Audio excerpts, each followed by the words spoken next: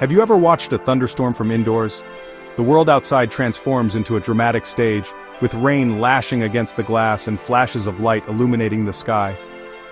There's a sense of safety inside, but also a thrill, a reminder of nature's raw power just beyond the window. The sky darkens, the wind howls, and suddenly, bam!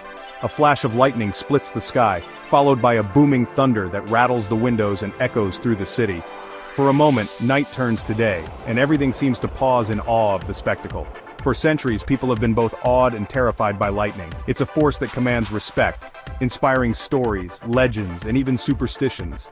Some cultures saw lightning as a sign from the gods, while others feared it as a harbinger of disaster. It's one of nature's most powerful and beautiful displays. Each bolt is unique, twisting and branching across the sky in patterns that seem almost alive. The colors, the shapes, and the sheer intensity make lightning a true wonder to behold. The sheer energy in a single bolt makes you wonder, could we ever harness it to power our world? Imagine capturing that instant surge and using it to light up entire cities or fuel our homes and devices.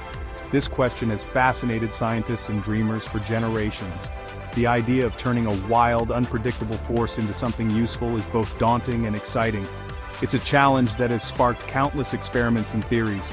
Ancient myths imagined gods hurling lightning bolts, while Benjamin Franklin risked his life to prove lightning was electricity. His famous kite experiment changed our understanding of storms forever, showing that lightning and the electricity we use every day are deeply connected. Today we know lightning is a massive spark of static electricity, like a carpet shock but on a colossal scale.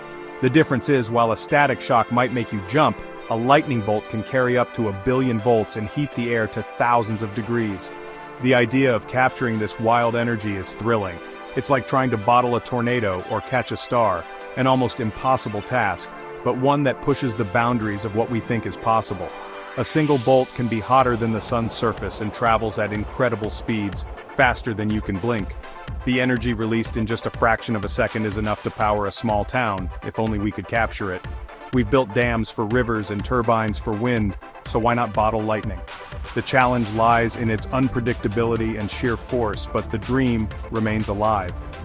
It's a challenge that pushes the limits of science and engineering. Researchers are constantly inventing new ways to study and maybe one day harness this energy using advanced technology and daring experiments. Trying to capture lightning isn't just about energy, it's about understanding one of nature's most extreme forces. Each experiment brings us closer to unlocking the secrets of the storm, and maybe, just maybe, finding a way to use its power for good. So let's dive in. Could a thunderstorm ever power your video games, or even your entire house?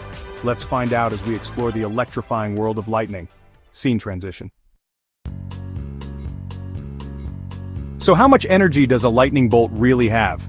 It's a question that's fascinated scientists and storm watchers for centuries. Lightning is one of nature's most dramatic displays, but behind that blinding flash is a staggering amount of raw power. An average bolt contains about 5 billion joules. To put that in perspective, that's the same as the energy released by detonating over a ton of TNT, all in just a fraction of a second. It's a mind-blowing amount of energy packed into a single jagged streak across the sky. That's enough to power a 100-watt light bulb for over a year and a half, about 17 months to be exact. Imagine flipping on a lamp and not having to worry about the electricity bill for more than a year, all thanks to just one lightning strike. Or, it could make about 100,000 slices of toast, enough to feed an entire neighborhood breakfast with plenty left over for seconds. That's a lot of crispy bread, all from a single flash in the sky. Lightning is powerful, but here's the catch. It delivers all that energy in a split second, in a burst so fast that it's over before you can even blink. The sheer speed and intensity make it almost impossible to harness directly. Our devices and power grids need a steady, controlled flow, not a sudden explosion. If you tried to plug your phone into a lightning bolt, it would be fried instantly. The way we use electricity is all about control and consistency, not chaos. And most of a lightning bolt's energy becomes heat, light, and sound, not usable electricity. The air around the bolt can heat up to 30,000 degrees Celsius, hotter than the surface of the sun, creating thunder and a blinding flash. Only a small fraction could ever be captured as electrical power. Even with advanced technology, most of that energy is lost in an instant, scattered into the atmosphere. In fact, a single wind turbine can generate more usable energy in a day than one lightning strike. Renewable sources like wind and solar provide a steady, reliable stream of power that we can actually use. The real challenge isn't the amount of energy, it's how it's delivered. Nature's power is impressive, but it doesn't always come in a form we can use. Understanding this difference is key to seeing why bottling lightning is so tough. It's not just about capturing energy, it's about taming one of nature's wildest forces. Scene transition. The first big problem? Speed. A lightning bolt lasts just a few microseconds, hundreds of thousands of times faster than a blink. Our electrical systems are built for a slow, steady flow, not a violent, instant surge. Then there's the voltage. A bolt can hit 100 million volts compared to the 120 or 240 volts in your wall outlet. That kind of power would destroy any normal electrical equipment. And lightning is unpredictable. We never know exactly where or when it will strike. Building a capture station would mean waiting, possibly for months, for a direct hit. Even then, the strike could be too small or too big for our equipment. So, lightning is too fast, too powerful, and too random. Any one of these problems is tough. Together, they make bottling lightning nearly impossible with today's technology. Scene transition. Imagine trying to drink from a fire hose blasting at full power. An impossible task, right? The sheer force would knock you back before you even got a sip. That's the kind of overwhelming power we're up against when we talk about capturing lightning. It's not just a matter of strength, but of speed, unpredictability, and scale. Capturing lightning is like trying to bottle a wild, explosive force of nature. Each bolt is a sudden, violent surge of energy, unpredictable, blindingly fast, and incredibly destructive. In a single flash, lightning can unleash more energy than an entire city block uses in days. Our power grid, on the other hand, is built for stability. It's designed to deliver a gentle, steady flow of electricity, like a calm river, not a raging flood. The wires, transformers, and substations are all engineered to handle predictable loads, not sudden, overwhelming blasts of energy. To actually capture lightning, we'd need a device that could instantly absorb and tame up to 100 million volts, all in a fraction of a second without being vaporized in the process. That's a level of engineering we simply don't have yet. If we tried to just connect a lightning rod directly to the grid, the result would be catastrophic. The surge would melt wires, blow out transformers, and plunge entire neighborhoods into darkness. The infrastructure we rely on every day simply isn't built to withstand that kind of shock.